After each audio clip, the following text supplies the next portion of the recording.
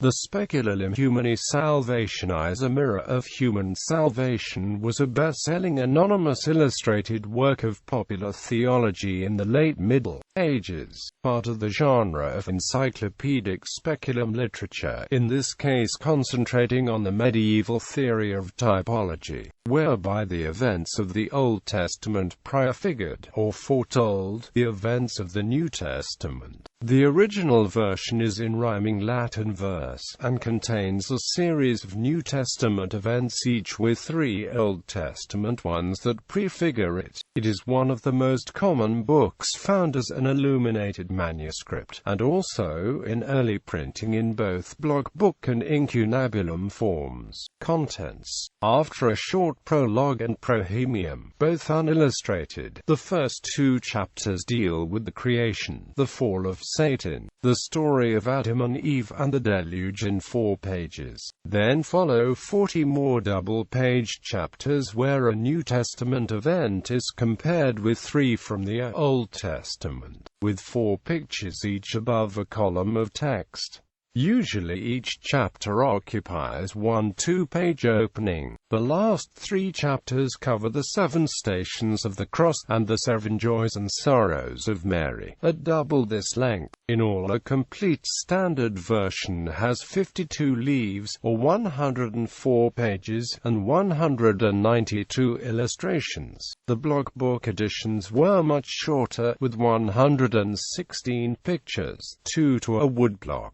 The writing of the text follows an exact scheme, 25 lines per column, with 2 columns per page, 1 under each miniature, so 100 lines per standard chapter. Sometimes there are captions over the pictures as well, of varying content. Many copies reduced the original text, often by omitting the non-standard chapters at the beginning or end, whilst others boosted the content with calendars and commentaries, or extra illustrations.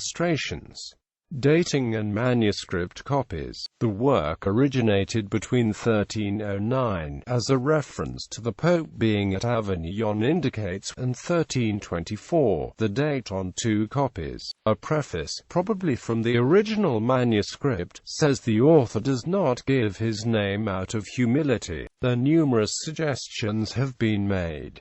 He was almost certainly a cleric, and there is evidence he was a Dominican. Ludolf of Saxony is a leading candidate for authorship, and Vincent of Beauvais has also been suggested. The first versions are naturally in illuminated manuscript form, and in Latin. Many copies were made, and several hundred still survive, often in translations into different vernacular languages. At least 4 different translations into French were made, and at least 2 into English.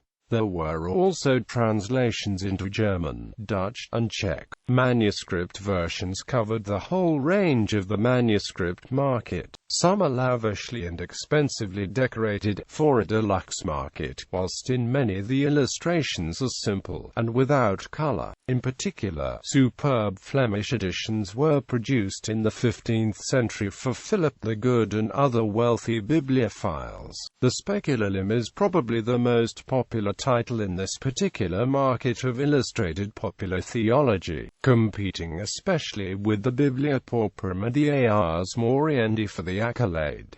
Printed editions. In the 15th century, with the advent of printing, the work then appeared in 4 blockbook editions, 2 Latin and 2 in Dutch, and then in 16 incunabulum editions by 1500.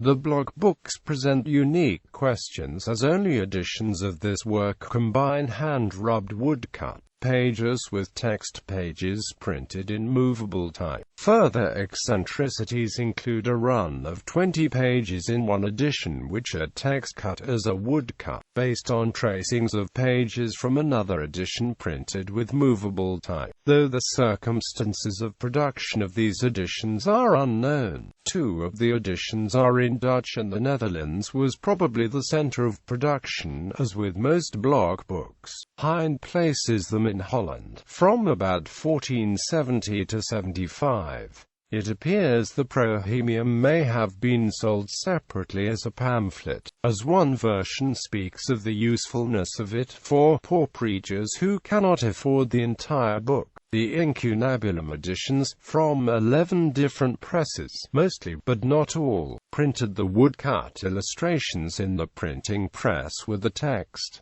Some seem to have been printed in 2 sessions for text and images. Gunther Zeiner of Augsburg, a specialist in popular illustrated works, produced the first one in 1473, in Latin and German, and with a metrical summary newly added for each chapter. This is considered an especially beautiful edition. Further incunabulum editions include Latin, German, French, Spanish and Dutch versions, and it was the first illustrated book printed in both Switzerland, at Basel, and France, at Lyon, which used the Basel picture blocks, later also used in Spain.